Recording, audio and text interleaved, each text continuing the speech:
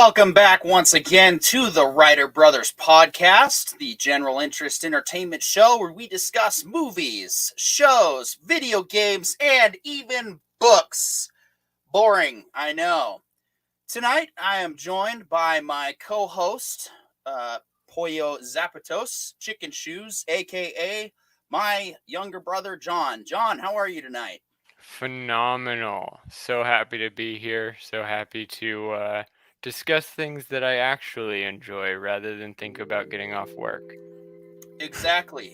And that's what we're here to do. We like to have a nice little time slot going into your pre-Friday celebration. We'll discuss the latest shows, games, and book news. Tonight's episode will, of course, be talking about the latest episode of Apple TV's psychological thriller Severance.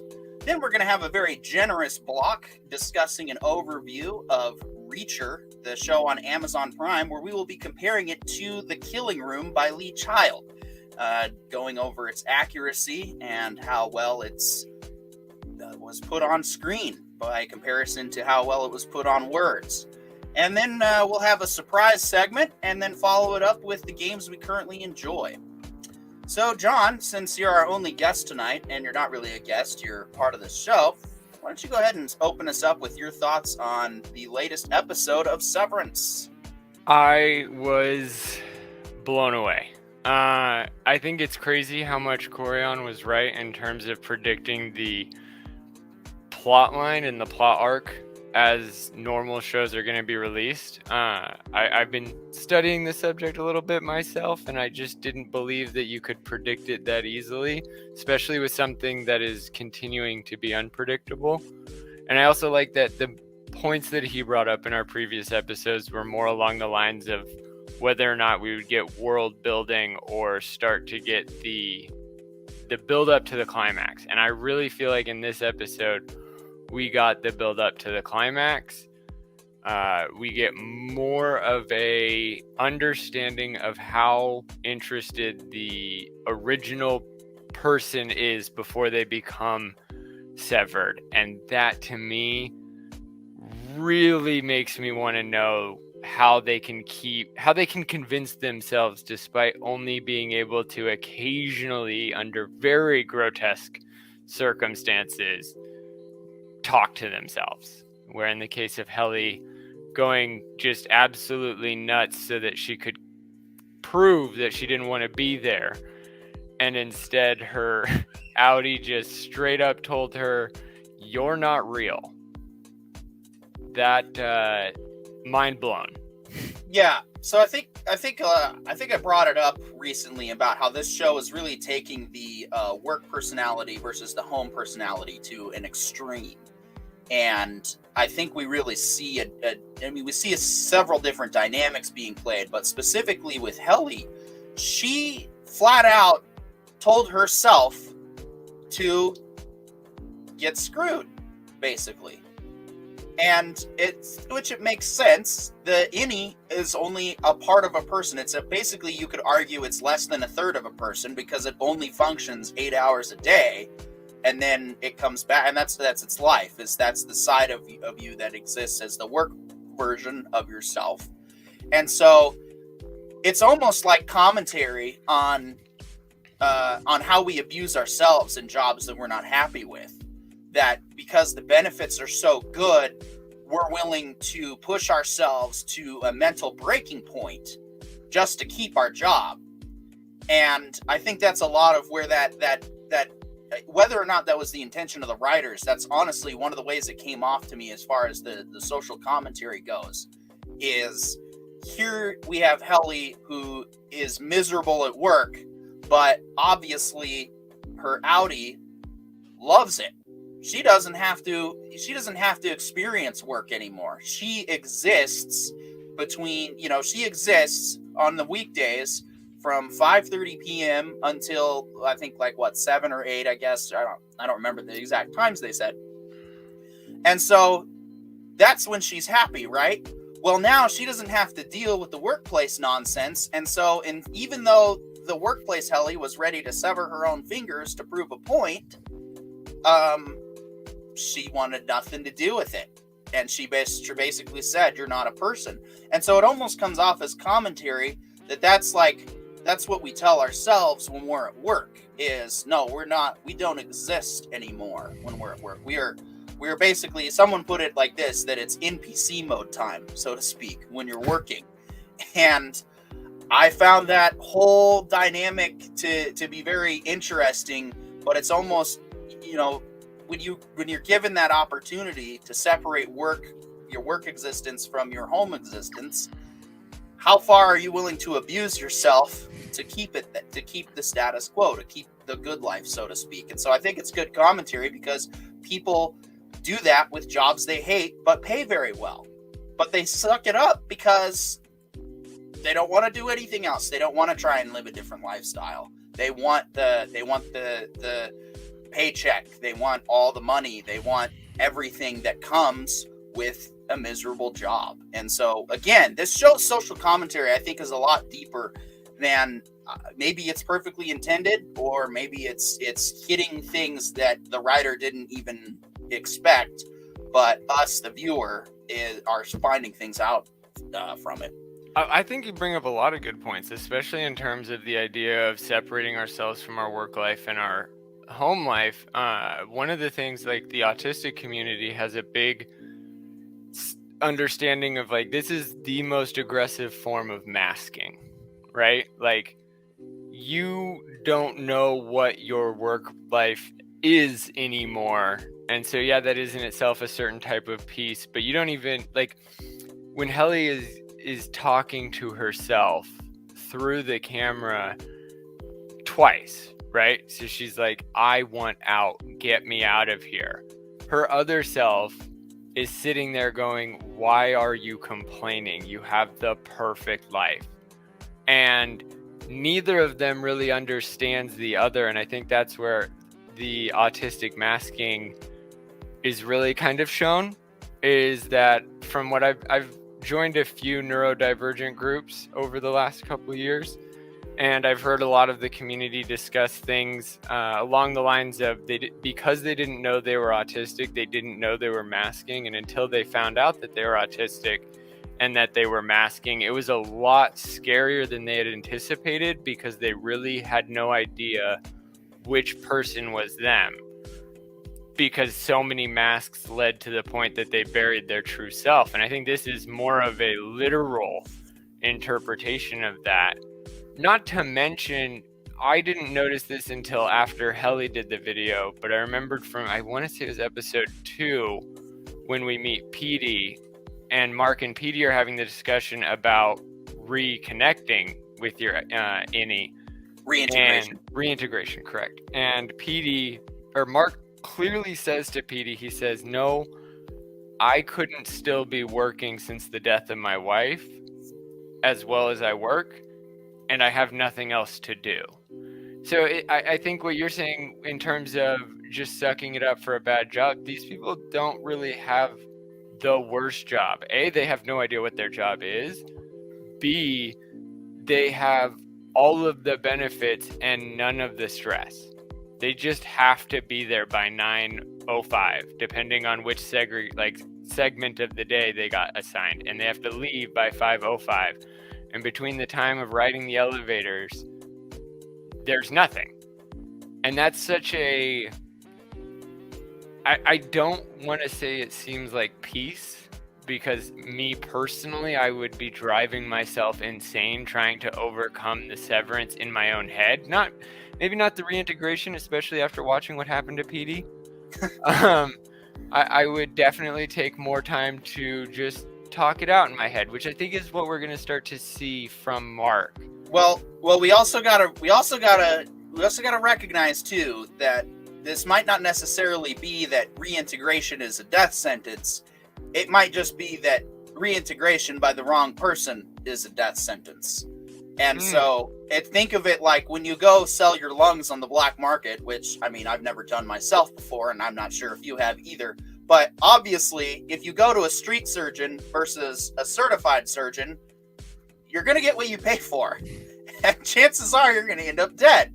So since the corporation does not since Lumen does not believe that Severance is real, obviously they probably don't even have an actual process. Reintegration is real, not Severance. Reintegration, the opposite. Thank you. I appreciate the clarification. Yeah, no, I got to make sure I mean what Right, I say and say what I mean. If they didn't believe in Severance, we would be working in a very different sci-fi universe. This would be a very boring show. Absolutely. Oh no, it'd be backwards because the company doesn't know what they're doing to their employees, even though their employees know that they're doing it to them. The company does nothing right. Yeah, no, it would turn inside out and just kind of fall flat on its face. That might make for a good parody show. But anyway, so obviously they don't believe reintegration is a legitimate thing. That they're insistent that you can't reintegrate. Our system is perfect. It's designed this way.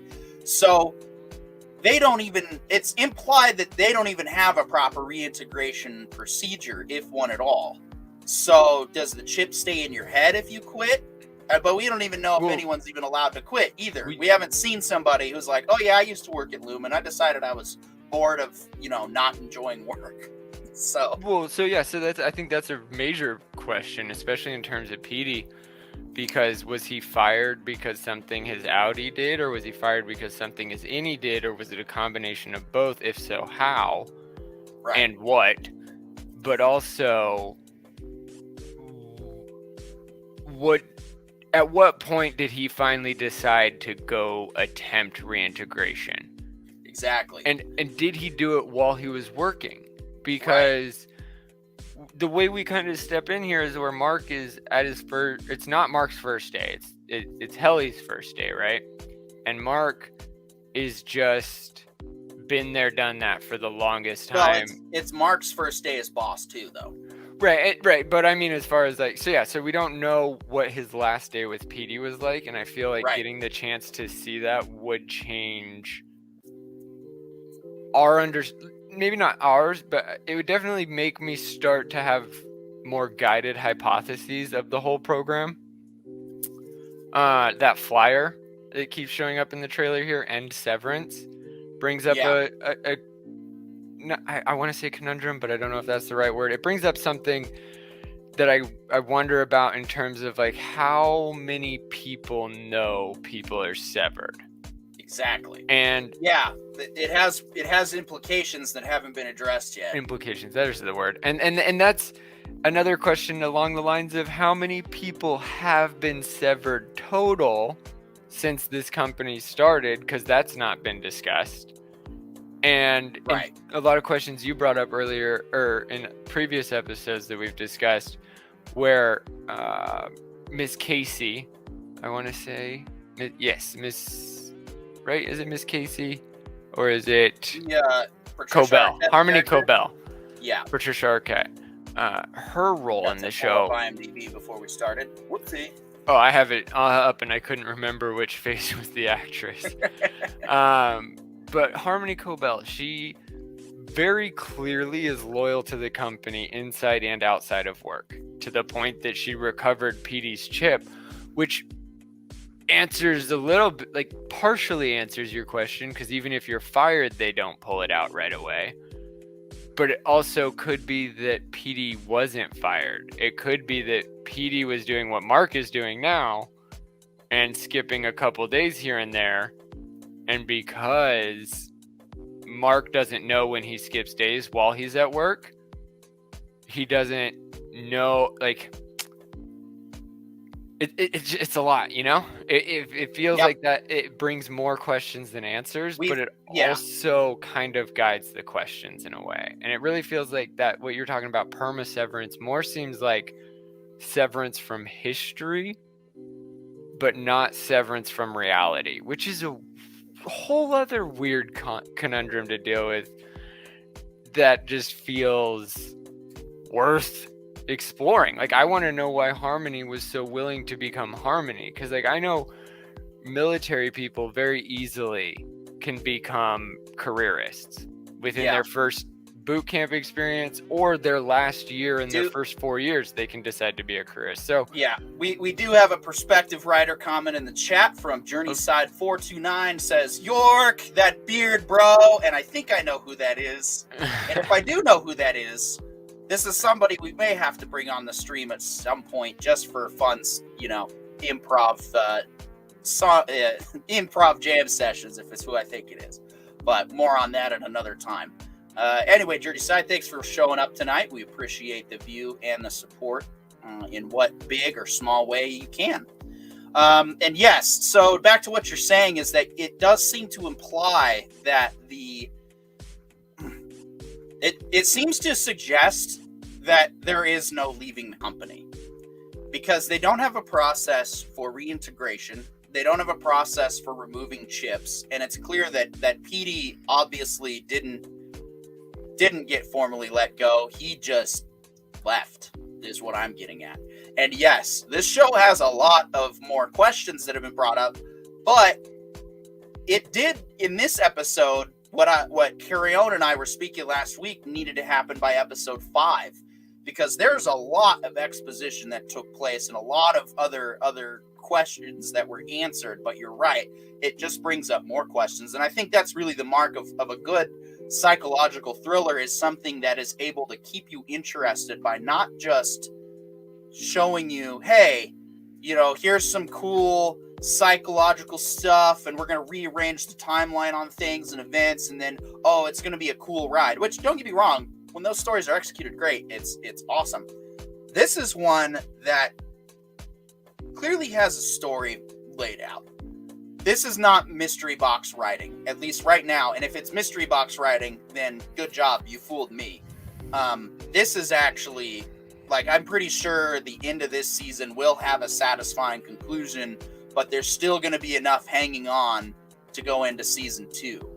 And that's honestly what I've really liked about this show, is it does not come off as like it's, just trying to keep you hooked to mess with you over time. I mean, we'll probably have to do a comparison with the show Lost after this show concludes to really get a good understanding of, okay, this is good writing versus that.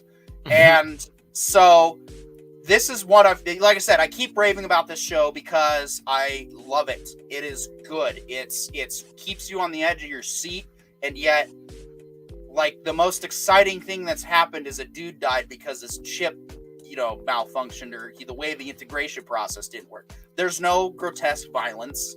There's no over the top, swearing, and it's a very clean show all around. But one thing we haven't talked about, we're 4 episodes deep and we haven't brought this up, is why the use of the old technology. What are the implications with that?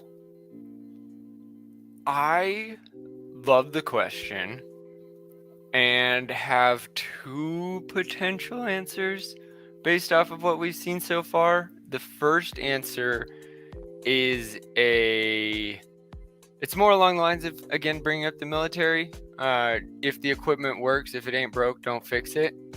That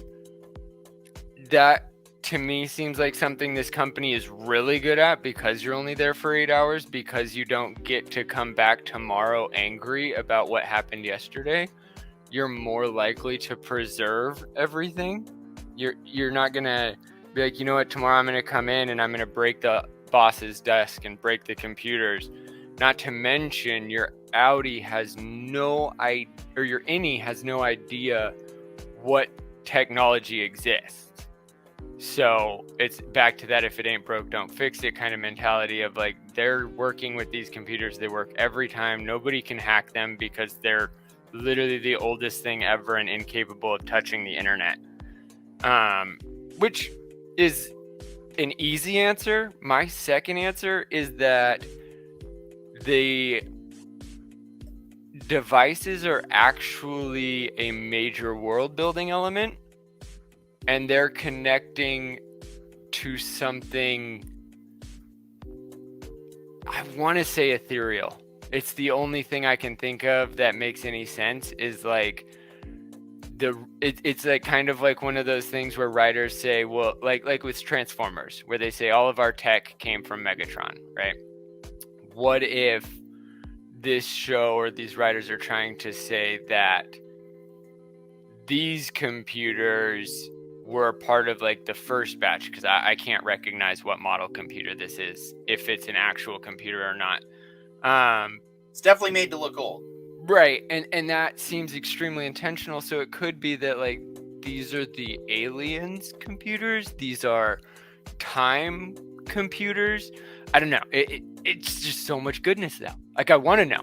That's what I love about this show is even though I have no idea what is going on in the grander scales, like we only see one department that interacts with a couple other departments. Like this is the equivalent of watching only Jim and Dwight and Andy and at the very end of The Office, Pam. And they only talk to Michael once in a while and they're scared of Michael. Like there's so much more to every company. Both of us have worked for several different types of companies, and no job have we ever worked where it's like, okay, I'm the owner and you are the everything else. Right? Except maybe right now. But anyway. Absolutely. Even right now, we spend time in our off time trying to improve this product from our own points of views. In this instance, literally the people doing everything else can't take any off time to bring improvements tomorrow. They forget yesterday or forget last night and forget tomorrow night. Like that's such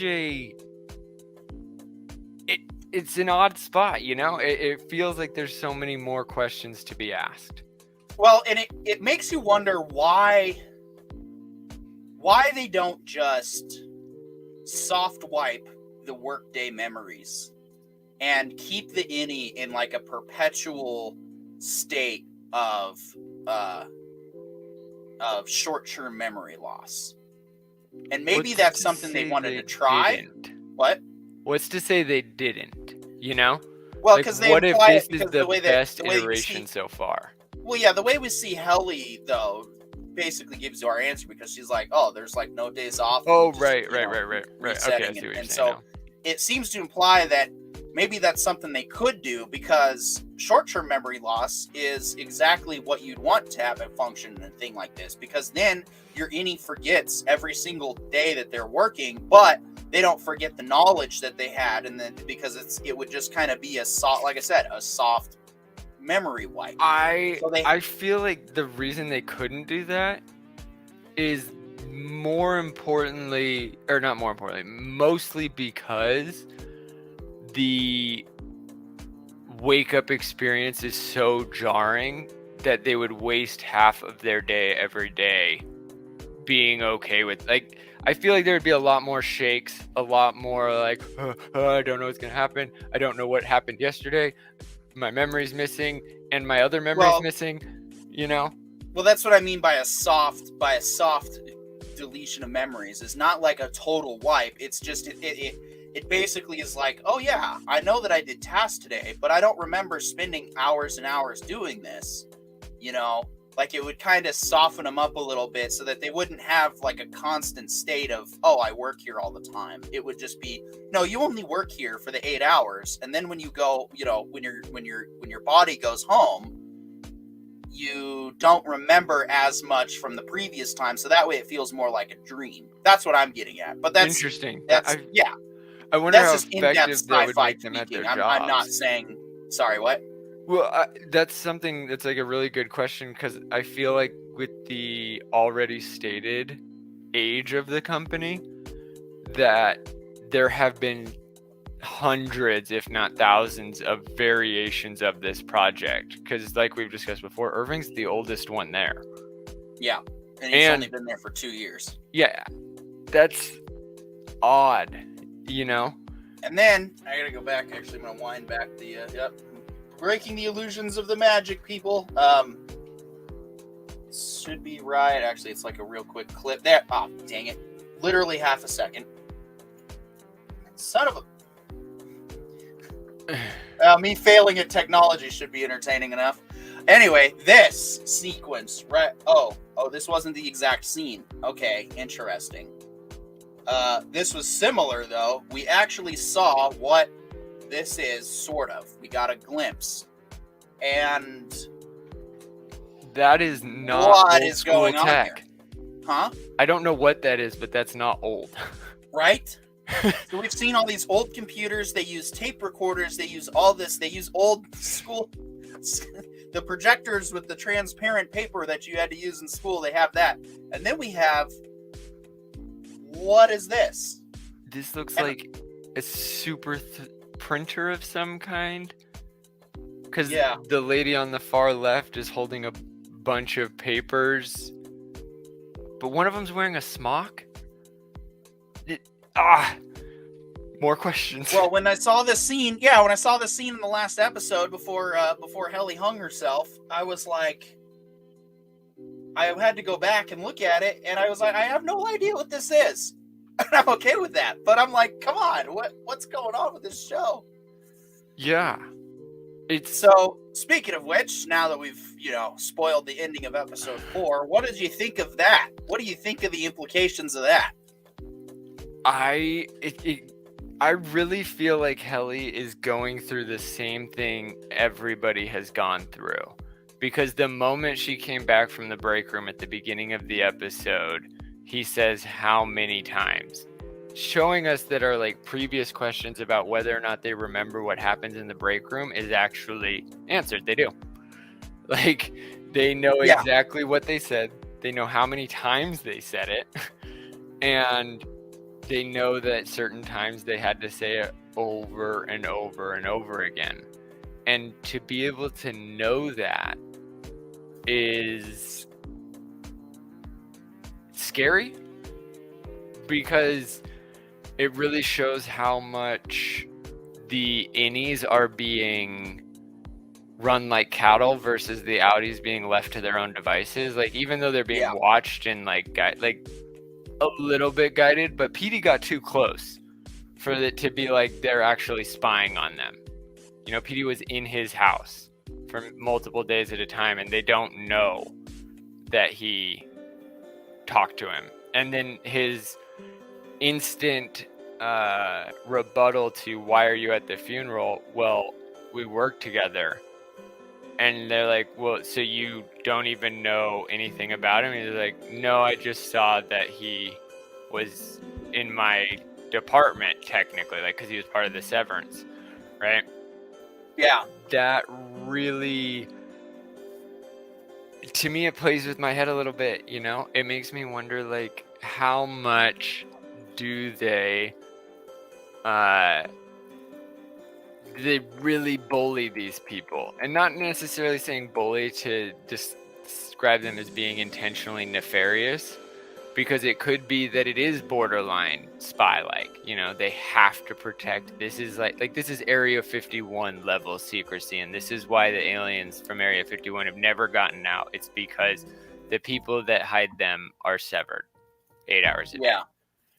That's the kind of thing that I'm getting from this show, is that their job is so important that the government doesn't care or doesn't know, which seems extremely unlikely if there's flyers going around, Yeah. So you brought up a good point about them seeing at the funeral, and I want to do a little funny for that real quick. Because instantly when you mentioned it, this is what I thought of. Mm-hmm. I was like, yeah. So when Mark and Patricia Arquette's character, whose name Harmony, show up at the funeral together, it was like one of these situations, because neither of them should be there, and so they're like, well, what are you doing here? Well, no, what are you doing here? So it's like, okay, one of them is obviously perma-severed, supposedly. That's my running theory anyway. Whereas the other is not. But he spent time with PD on the outside, but he doesn't want to make that known, because for several different reasons. I think his primary motivation is he doesn't want to be implicated for a potential murder, because his death was mysterious, which I don't know if it's anyone who dies under thing. mysterious circumstances isn't dying under so mysterious circumstances, whether it's real or fake. True. I don't know if it's for sure the idea of him I think the Audis know a lot more than they're showing. And that's why I bring up the Area 51 thing. Like, they don't know the secrets they're keeping, but they know the value of the secrets they're keeping. Right. And that, to me, really sparks like this personal motivation, individual motivation, because like I said, like if it was me, if I was just automatically waking up in a room every day, I would want to know what I know. But like when I was in the military, I didn't want to know what I know. Like whenever I would walk into a top security like room, it's a lot easier to be ignorant than it is to be a security risk, than it is to potentially say something you're not supposed to. So being ignorant does you a lot of justice. But I also knew that like as long as it didn't pertain to my job, that ignorance was also safety, you know? And I think that is really what Mark is telling us throughout this so far. What we've seen is he doesn't only find peace in the fact that his work life isn't impacted by the death of his wife, but he also, there has to be a more, like a deeper understanding of what is going on, a deeper understanding of why the severance was not only necessary but worthwhile, but also worth anything and everything that could potentially happen, like in the instance of Helly waking up with a cut on her arm, or in the instance of Mark waking up with the bruise on his head and just like a gift card, right? That kind of, to you or I, especially like being on the lower levels of totem poles where they would never need to sever us because we don't even know anything important, they would just be like, yeah, respect the NDA or lose your house kind of situation. But in this case, like, this is so far beyond respecting the NDA to the point of literally accepting that you no longer can disclose anything. Because even Petey's time with Mark and trying to figure out what had happened, but like where he was, there was nothing. Petey didn't give us anything extra. He just showed us how hard Severance is on some. Which is like, what's the point of getting reintegrated if when you reintegrate, you could die from like your brain exploding, or you could just know that you put numbers in boxes because of emotional feelings. It's like, it feels like there's a lot of redundancies in this company, and those redundancies I think matter a lot more than we are being led to believe, and potentially lay the foundation for how important this company truly is in the grand scheme of life and in the universe that is being written by these writers. So yeah, it feels like there's a lot more to it, but it's also being told to us. And I think, like you said, episode 1 is going to give us, or not episode 1, the end episode of season 1 is going to potentially wrap up with a bow, but also a whole new box of story. Because I feel like literally just showing us the city that this company operates in season 2 will be a whole different series just within 2 seasons. So yeah, I feel like there's a lot to go, but you can also give us some information without ruining any future secrets you want to give off 10 seasons from now, you know? So yeah, we'll see. So I think we'll move on to our predictions for tonight's episode. I think honestly, because I thought episode 4 was going to be fairly exposition heavy, and yeah, it was, but it was also exciting. You know, I think we're finally going to see Helly's breaking point, because Hannah pointed out that when they're playing that final scene where she hangs herself, Mark comes up and asks, "Hey, good to see you. How you doing? Are you doing okay?" And she goes, "I'm fine." Her voice is very hoarse, indicating that sequence took place. Oh, geez, I'm not advertising for somebody else. Sorry about that. it indicates that that sequence took place after the fact, and it was very indicative that she was once again unsuccessful, and that's probably going to be her breaking point, and that's probably what we're going to find out is the breaking point for every single person that works there except Dylan, played by Zach Cherry. I think his character, I'm still a believer that he was one that probably integrated easy, and because he's just, whereas Irving drinks the Kool-Aid, right? So that tells me that Irving probably had a similar experience to Helly, and Mark may have had a similar experience to them, and that they probably went to that extreme of killing themselves, trying to kill themselves unsuccessfully.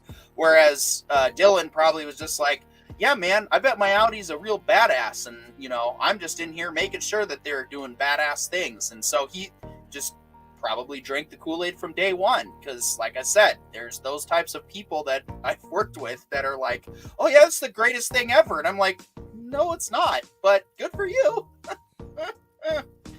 So I think that's probably what's going to happen tonight is we're going to see, like, she probably wasn't taken to the break room after that, but what was finally like, yeah, you're not escaping. This is your existence. You're here forever.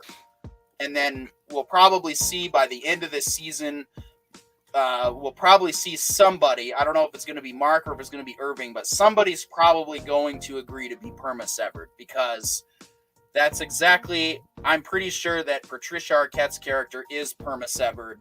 And that's why the board members are like, no, reintegration is not a thing. Because if reintegration is a thing, then the people who've decided to elect to be perma-severed are going to start to wonder, well, then I could just have my old life back, but I can also work here now because I'm a loyal worker. I can have my old life and I can do both. And it's like, no, you can't. So, yeah, the implications of this show are man, it's really caused me to go to places and think about concepts and things that I probably wouldn't have otherwise thought. And like I said, I think the show's strongest point is that social commentary on the corporate work life overall. Yeah, it's more than that. There's obviously a plot going on here. There's some potentially sinister things, or as Carrie On suggested last week, it might be a morally gray area. So I'm excited to see how this season ends, and I hope it's not a huge wait to season 2, because, man, this is good. Yeah, I am very much excited. I really think Carry On was correct, though. I think we just saw the rising emotional conflict that's going to carry this to the climax. I think you're very much on the right thread when it comes to saying that what Helly's experience is most likely not unique. And honestly, I think the only thing I would add to your guess for the future is that I think Mark's going to be the one to go perma-severed. He's already perma-severing and getting closer to his wacky neighbor who is perma-severed. Well, we suspect is perma-severed. We don't know for sure one way or the other. True, we don't. But I do definitely think so. In terms of the sense, like, mostly in terms of her willingness to do things, but also her fear of the board. So it's like she had to suffer in the same room that Mark did before she was able to be offered that position. And I really wonder how much of this room is either a breeding ground / testing ground for permanent employees. So like there's like the new hire experience, and at some point you'll just lose that year or 6 months of your life that you went through while you lost those 8 hours. Like tons of college kids can tell you for sure they've lost a few years due to drinking too much, right? So the likelihood of people growing out of it is 100%, but also, like in the case of Helly, like her almost killing herself on the elevator ride, it really brings up the question of, is her other self gonna get the emotional turmoil? And if she doesn't, what does that mean for Helly? But if she does, what does that mean for Helly? So I'm definitely tuning in. Yep. I'm gonna find out. We'll definitely find out. And with that,